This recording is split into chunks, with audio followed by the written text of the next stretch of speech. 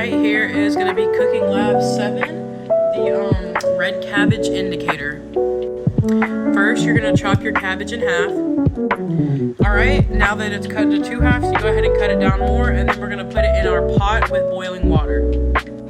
Once you have your cabbage chopped, you're going to add it to your 3 cups of boiling water. Now that your cabbage is in your boiling water, go ahead and boil your cabbage for 15 minutes. Now that your cabbage has been boiling for about 15 minutes, we're going to go ahead and strain it with my mesh strainer.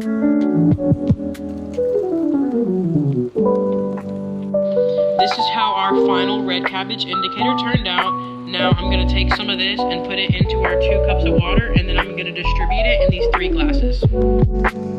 Here's how my diluted red cabbage indicator solution looks, and then here is what it looks like distributed to the 3 glasses. I'm going to be using Sprite today, vinegar, and apple juice.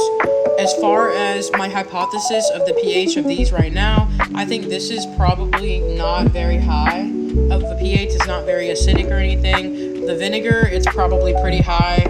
And I think the Sprite may be in the middle, but I think it's also pretty acidic as well.